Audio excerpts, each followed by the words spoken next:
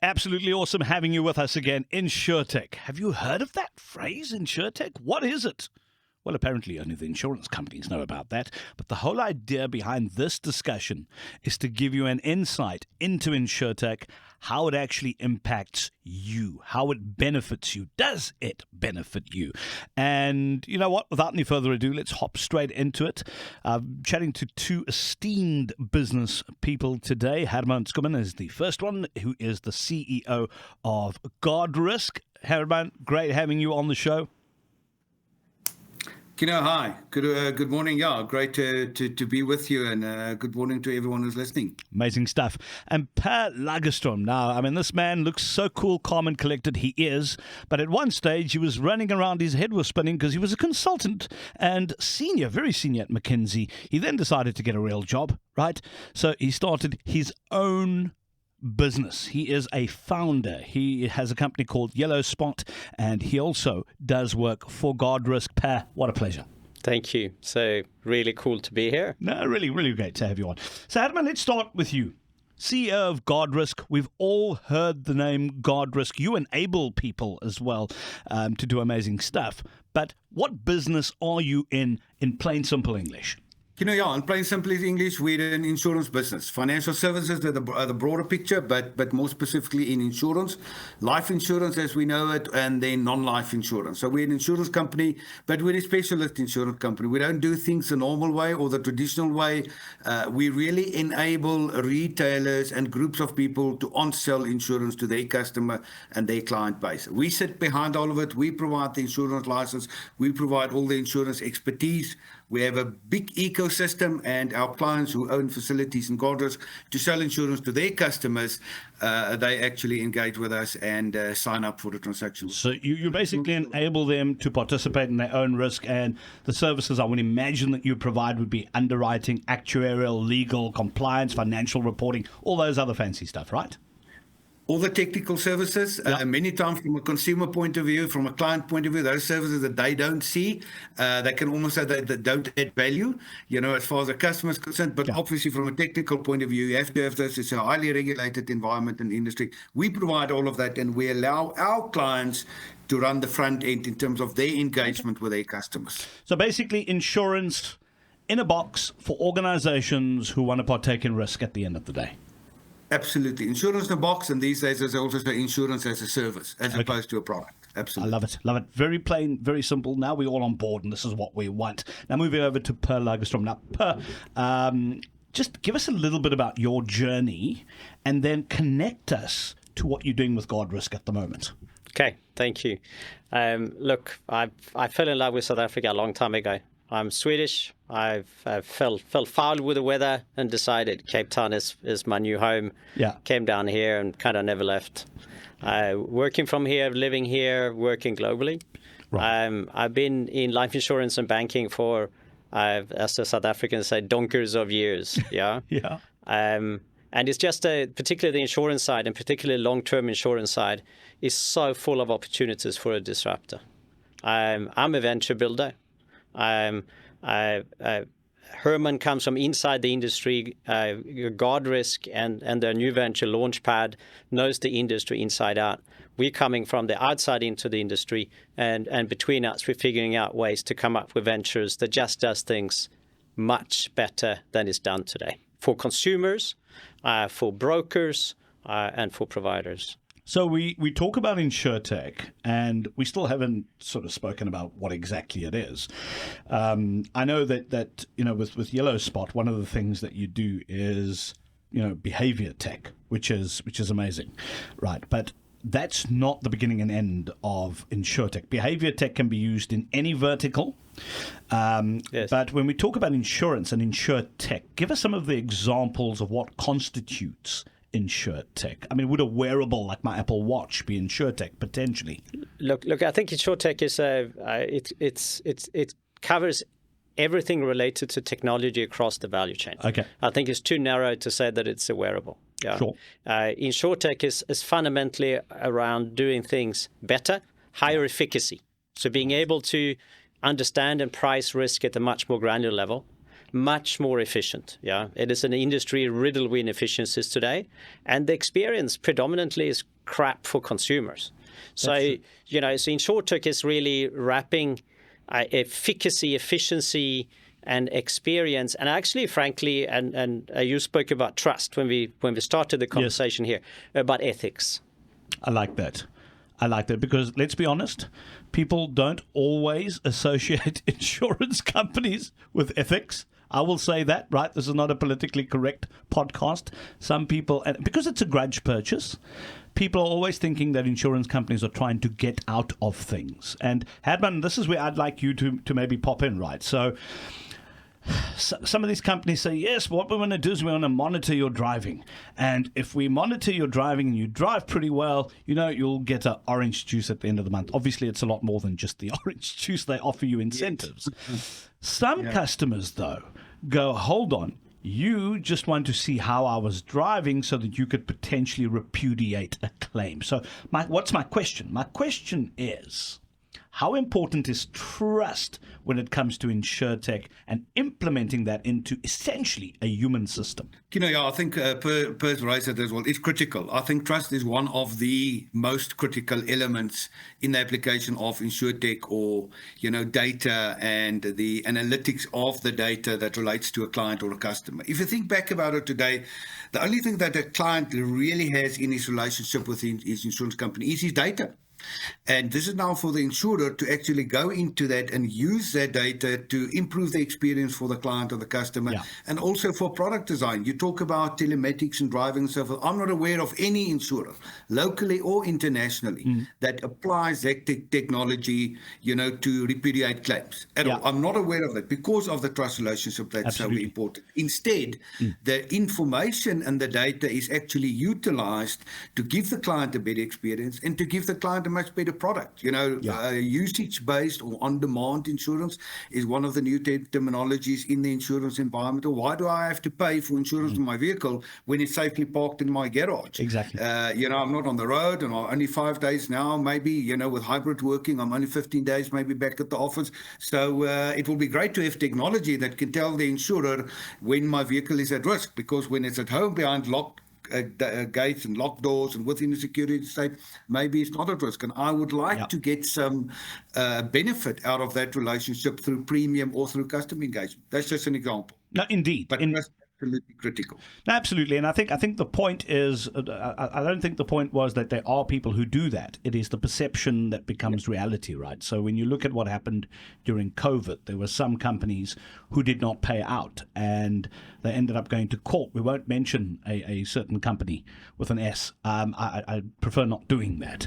But people then look at some of the behavior, because Per was talking about ethics, very, very important. When people come to you at the time of need, perceptions get built up about not just that company, but the insurance industry in general, based on how you deal with those particular claims that make their way to your desk. So this has got nothing to do with InsurTech at the moment, but at the end of the day, it deals with trust. Would any of you? Yeah. Sorry, the entire insurance relationship is built on trust. I say to a client, your client comes to me and say, can you insure my house, my contents, my vehicle? I don't send someone necessarily out to go and check it and tick off a list or whatever. And I take his word or the client's word, and he takes my word that on condition of A, B, and C, I'll pay. The technology just enable, I think, the perfection of that trust relationship. It really takes out the negative perceptions of it, and it puts both parties in a position where they can just increase the levels of trust. Creates transparency, basically. Yeah, I like that. The key word here is enabler. Consumers are not stupid. In vertical after vertical, consumers are getting much more power. They feel that they own their data. They control the process. I think consumers in insurance is actually in a very good position in the next 5 to 10 years. For a long time in insurance, we've been talking about insurance is sold, not bought.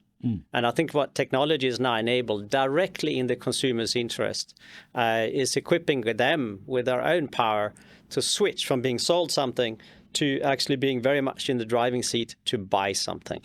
Which takes me to my next question, really, and seamlessly. So how is InsurTech actually changing the insurance industry?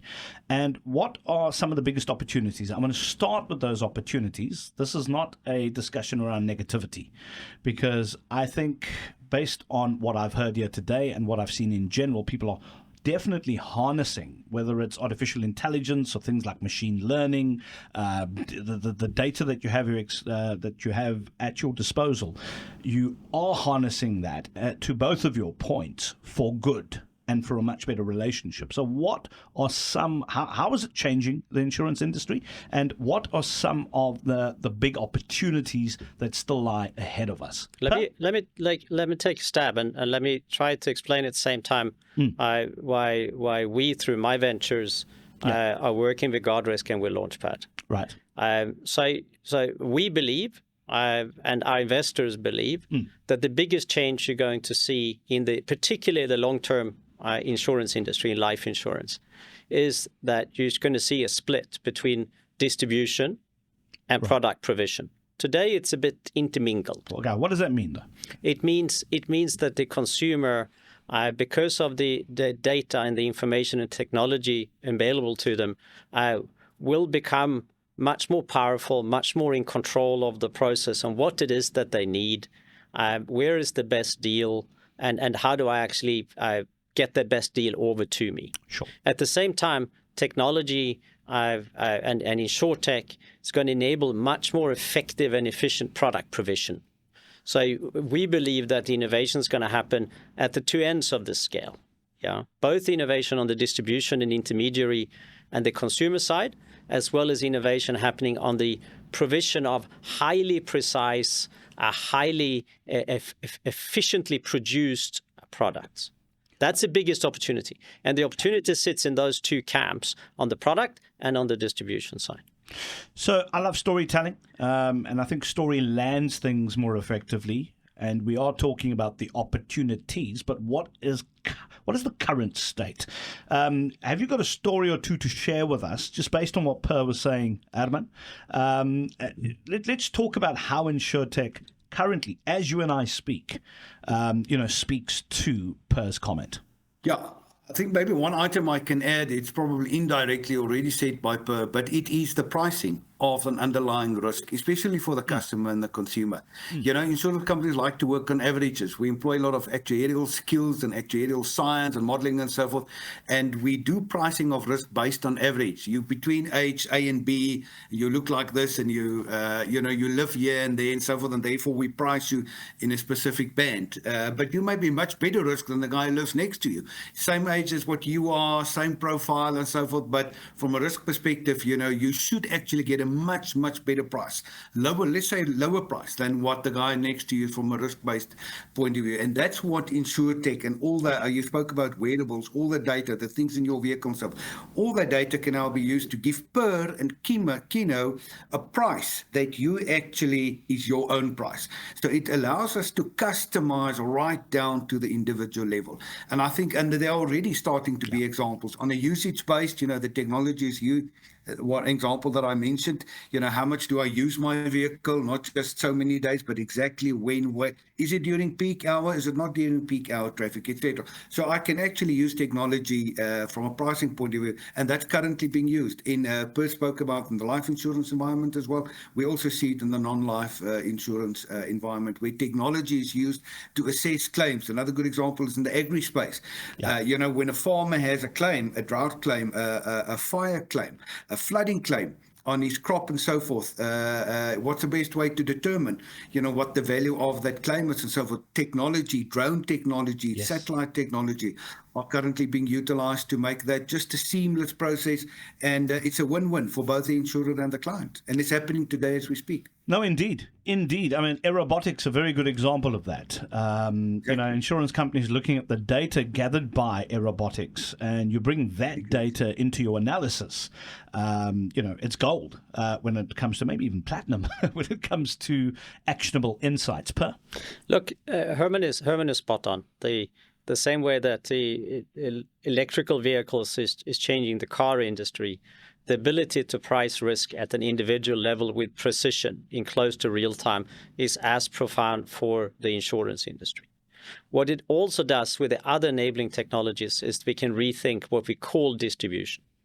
So, you spoke about stories. Yeah. Today I go and see a broker. Broker takes me through a predominantly manual process, very simplistic kind of pricing behind it.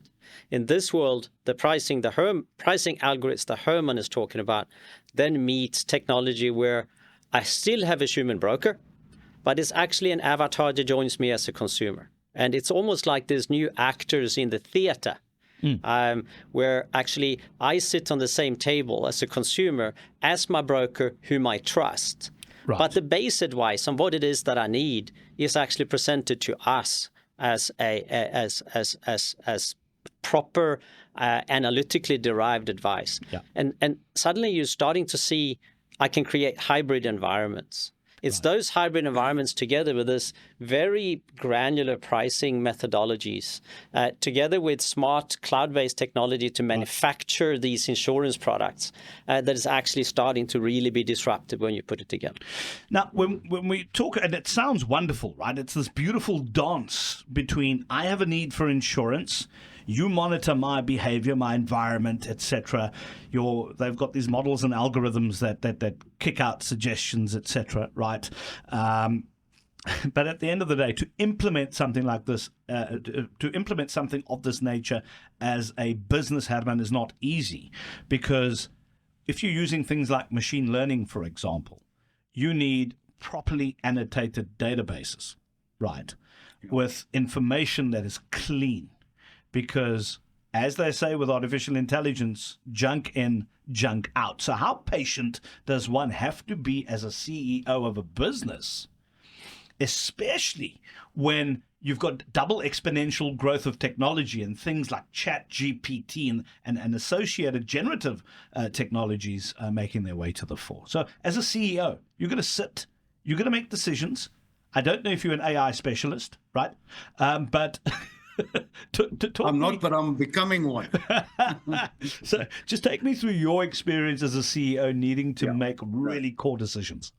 No, when you talk about these things, you talk about things like disrupting and the ability, to disrupt the traditional insurance industry. The word patience is not in the vocabulary at all. There is no patience. There cannot be any patience. Yeah. If any CEO is patient about these matters today, he will not have a business literally, tomorrow. What has happened in the last, I don't even want to say 5 years, maybe let's say 2-3 years, we many times underestimate the impact that COVID has had on the acceleration of data technology, analytics, and all of that. So absolutely not.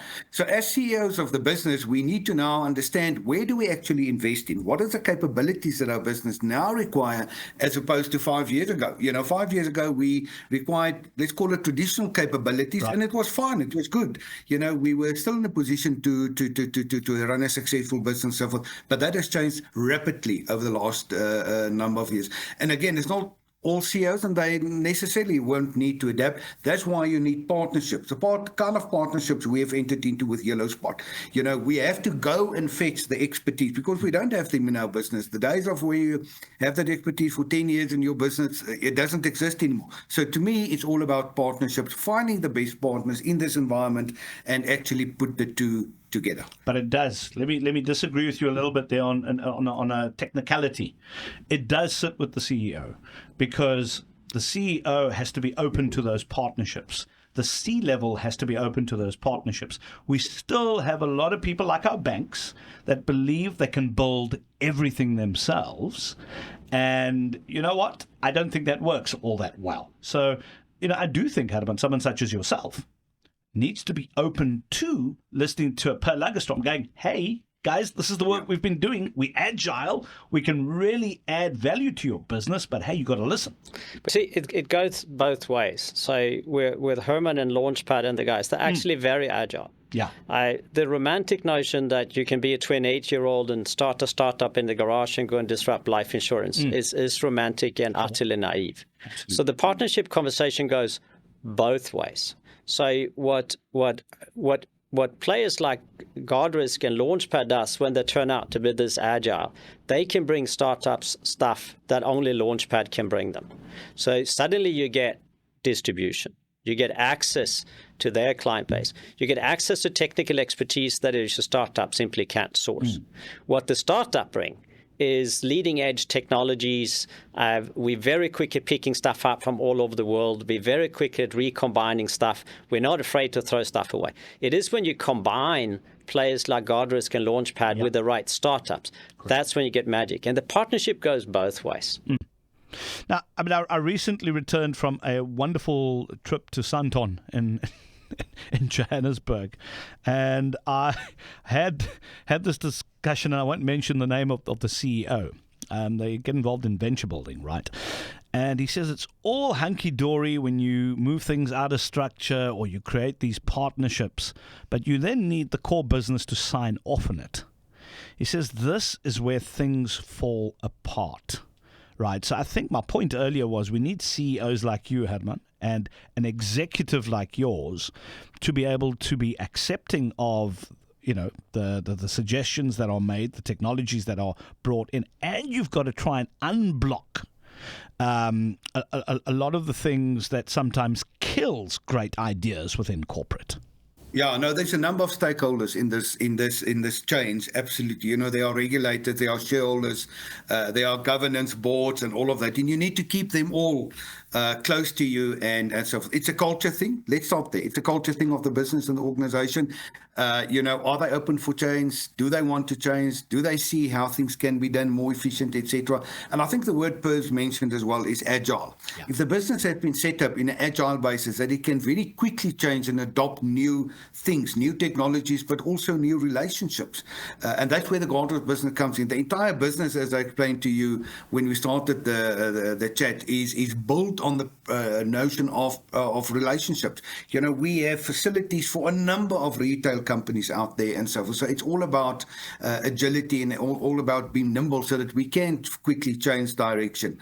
And that's why some of the larger financial services groups find it difficult to adopt quickly. We all talk about legacy systems, legacy process and so forth. So to me, it's culture and it's the ability to be agile and change quickly. And that's the only way you can really adopt the partnership approach, as opposed to having the notion of having to do everything on your own. Yeah, I'd love you, once I've wrapped all of this, I'd love you to send a message to CEOs who are struggling with this sort of thing, because there are lots of them out there, just based on cursory experience at the moment. And then maybe we go to you.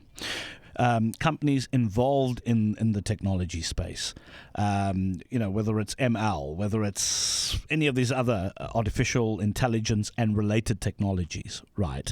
They start these businesses, they hire really clever people, but at the end of the day, they need to get hold of a corporate to try and help disrupt and change people's lives. The only way you do so at scale is to work through a company that has access to scale. So what's your advice to founders who are working in the same space that you're working in? And how does one actually start cultivating that relationship with a corporate? Not always easy to get into the door.